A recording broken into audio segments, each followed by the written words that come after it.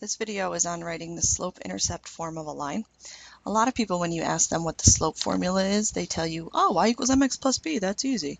Let's just review. The slope formula is actually y2 minus y1 over x2 minus x1.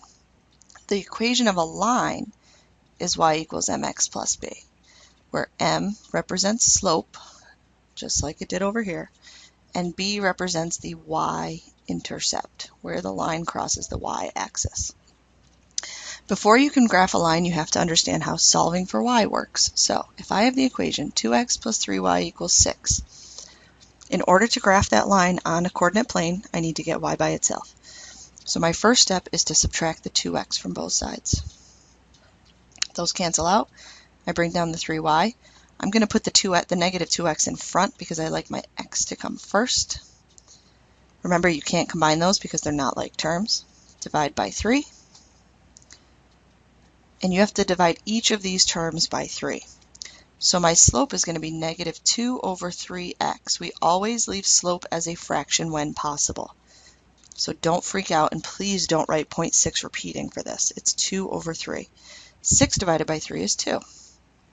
So when I go to graph this line in a minute, my y-intercept is positive 2. That means on the y-axis I'm going to go to 2, put a dot, and my slope is negative 2/3. So I'll go down 2 over 3. Let's try another one.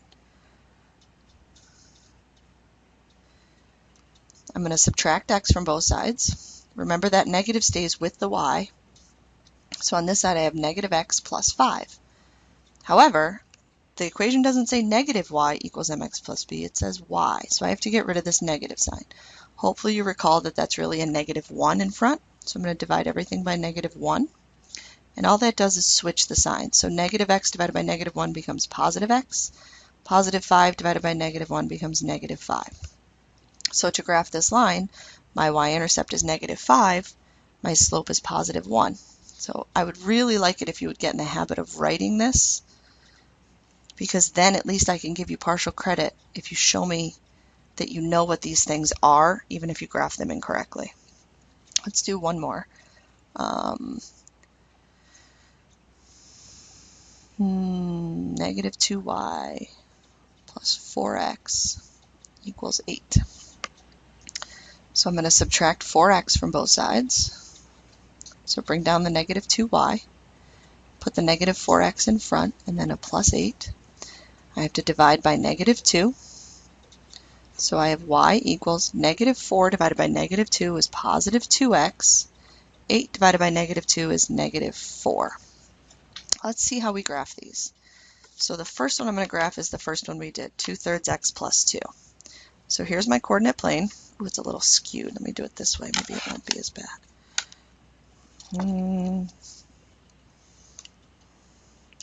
Here's my coordinate plane. This is my y-axis. This is my x-axis. You always start graphing a line by starting with the y-intercept, which in this problem is positive 2. So I'm going to go to my y-axis, and I'm going to start at the origin and go up to 2 on the y-axis and put a dot. Then my slope is negative 2/3. So from this point, I'm going to go down 2 to the right 3. And I'm going to do it 2 times so that I have several points. And we should be using a ruler for this, but you get the idea. A couple things. First thing is, when you graph slope, the top number is what tells you whether to go up or down. The bottom number should always be positive, and you should always go to the right. So if you end up solving something and you get like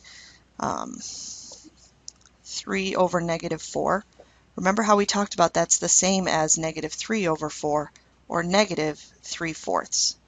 So I want you to recognize that this means go down and to the right. This also means go down and to the right. That way you'll never be confused about whether you should go left or right. You always go to the right, but either go up or down based on whether it's positive or negative slope. And if you recall, we talked about lines being uphill or downhill. Well, in this problem, the slope is negative 2/3. So when I look at my line, I should have a line that, as I read from left to right, is going downhill. That's how you make sure you did it correctly. All right, let's do the next one.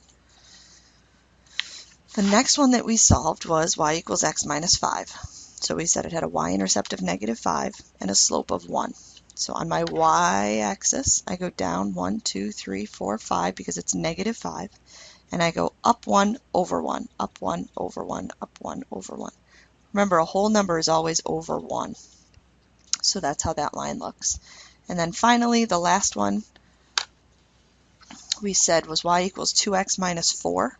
So I'm going to start at -4 on my y-axis. 1, 2, 3, 4. And I'm going to go up 2 over 1. And I'm going to draw the line. Hopefully this is review for you. You're going to do a lot of practice, a lot of practice. So.